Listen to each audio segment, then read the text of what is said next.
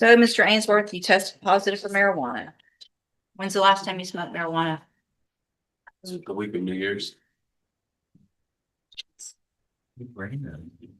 I don't believe that. When's the last time you smoked marijuana? It was the week of New Year's, but like 30 period.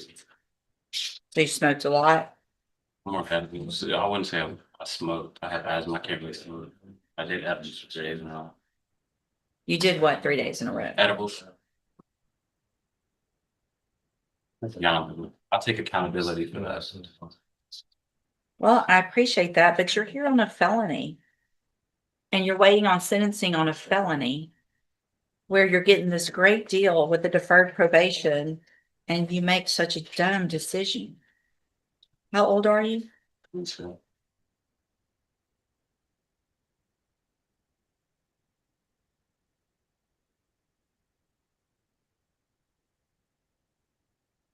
All right. You have no history.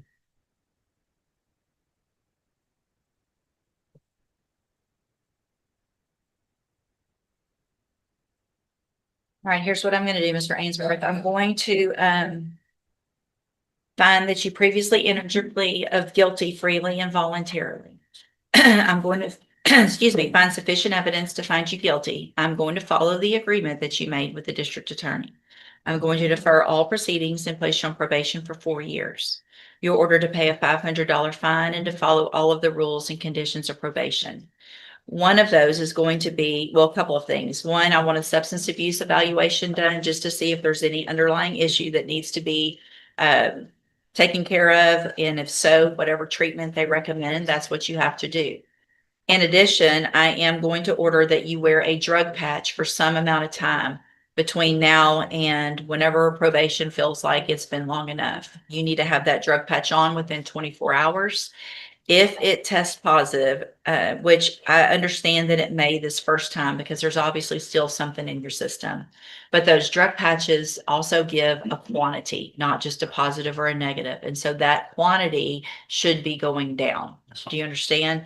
If it's staying the same, if it's going up, then I have no choice but to believe that you are using marijuana again. You're going to end up, what I'm going to do is if there's a positive drug patch, probably after the first one or so, I'm going to let probation work on this. Then I'm ordering right now that you enter and successfully complete the substance abuse track of the ISF program. But I'm going to hold that in abeyance. So let me explain what that means. ISF is a 90-day in custody treatment program. I'm not going to make you go today, but if you test positive for marijuana, again, probation doesn't have to come to me. All they have to do is send a paper over. I sign it. There's a warrant issued for your arrest. You go into custody and then you go to that treatment program. You understand? So this opportunity is an excellent opportunity that you're being given today because you don't have a felony conviction on your record. You'll never be a convicted felon if you successfully complete this probation. At the end, the case is actually dismissed. If you violate, though, you could be brought back into court, found guilty, so you become a convicted felon, which will ruin your life in many ways. And you could go to prison for between 2 years and up to 10 years. Do you understand?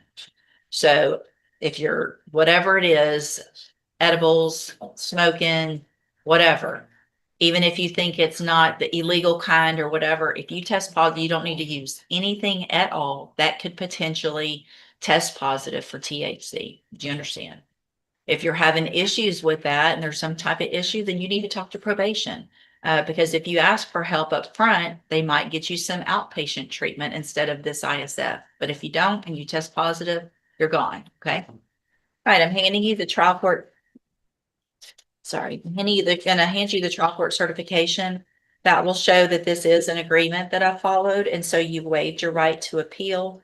You need to have a seat here in the courtroom. Probation will call you up when they're ready to go over your paperwork. Good luck to you, sir. Just anywhere in the court. She's going to call you tested negative, which is obviously a good thing. How old are you?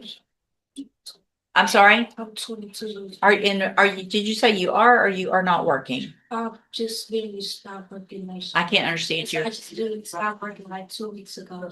And why was that? Because I was sick and I slept in my heart like 30 minutes trying to get back and they said I was leaving something. But I'm trying to, I'm looking for a job now.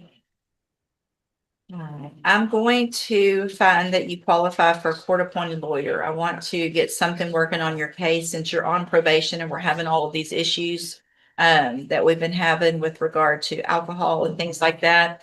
I'm gonna have you step in front of the clerk. She'll let you know who that's going to be. I also want to warn you today, if you test positive for anything, including alcohol, again, we won't even have a hearing. There will be a warrant that goes out for your arrest. You will be in custody. And you, obviously you already are, and you definitely will at that point be looking at your probation being revoked. Do you understand? Yes. So there's no slipping up. There's no taking a sip of a twisted tea or anything else that you're saying you're doing. If you do that, you're in jail and potentially going to prison. It's that important. Okay, step in front of the clerk. Okay, Mr. Alharoni? That's why I said the last name. Yeah, so Mr. Alharoni is charged with possession of child pornography in cause number 25 DCCR 1378. And what is the announcement? The prosecutor and I have met about the case. We spoke last week and we spoke again this morning. There, I don't know if you want to speak to, there's some issues with the indictment. But the other are, since she has taken over the case, we're kind of discussing a resolution. So I see that there was a motion to quash the indictment that was filed some time ago, back in December. What I can do is just reset it, Ms. French, since you're just getting on the case, give you some time to look at that indictment. If something needs to be amended, you can take care of that. If you think it's fine, then we'll have the hearing on the motion to quash at the next court date.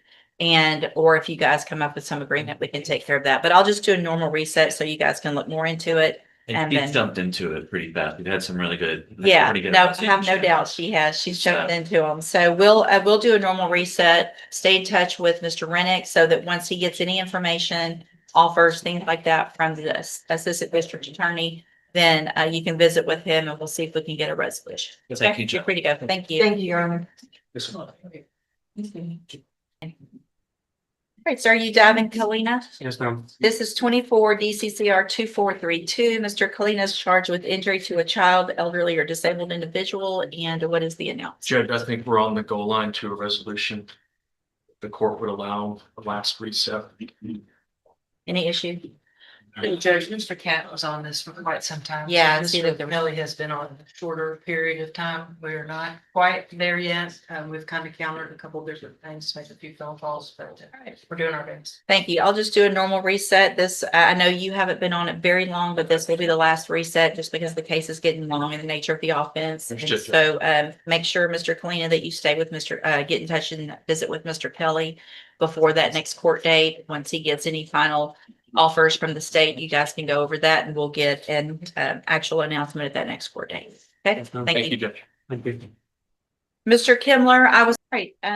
So you're Raphael Glover, and Mr. Glover's case is set for trial to begin with jury selection next Monday and cause number 24 DCCR 0232. And what is the announcement? Your Honor, the state had tendered a new offer today of 10/10. Mr. Glover's informed me that he's refusing that. We're still requesting a trial. Great. Any State's issues? ready for trial, Judge. We're ready. All right. So Mr. Glover, I'm going to number the case for trial. Your case is very old. It's likely to be somewhere near the top of the list. After today, I will not accept this agreement. So you have every right, obviously, to have a jury determine if you're guilty or not. If they find you guilty, what your punishment is. But after today, we're not going to come back and do a probation tomorrow or Monday afternoon at the last minute. Today's the day for that. Okay. All right. Stay in touch with Mr. Kimler and your bondsman, and we'll see you back next Monday at 1 o'clock. Okay. Good morning, sir. You Brian, is it Barrier? And Mr. Barrier was previously in court, entered a plea of guilty to the third-degree felony offense of placing a serial number with intent to change the identity. I've received that pre-sentence report and reviewed it. Have you all had an opportunity to review that? Yes, Your Honor. Yes, Your Honor, we have. Any additions or corrections? No, Your Honor. Not from state judge. All right, sir, I'm going to find that you previously entered your plea of guilty freely and voluntarily. Find sufficient evidence to find you guilty, and at this time, follow the agreement that you made and find you guilty of placing a serial number with intent to change identity. Sentence you in accordance with your agreement to a term of 3 years in the institutional division of the Texas Department of Corrections, but that will be suspended. You'll be placed on probation for 3 years. You're ordered to pay the $500 fine and to follow all of the rules and conditions of probation. If you do that, then for all practical purposes, your case here in court is over, and you'll be able to serve that 3-year sentence while you're out on probation. The other side of that, however, is if you violate any condition of probation, you can be brought back into court and you could be facing that 3-year sentence that you've already agreed to. Do you understand? I'm handing you the trial court certification that shows that this was an agreement that I followed, and so you've waived your right to appeal. I also handed you a written admonishment regarding your ineligibility to possess a firearm or ammunition. Because of the judgment entered against you, you're ineligible under Texas law to possess a firearm or ammunition. Possession of a firearm or ammunition could lead to charges against you. If you have questions about the laws that make you ineligible to possess a firearm or ammunition, or about how long that lasts, you can talk with Mr. Smith. All right, good luck to you, sir. If you'll just have a seat here in the courtroom, probation's going to call you up to her desk when she's ready to go over your paperwork. All right, good luck. And then you've got Cedric Franklin sentencing.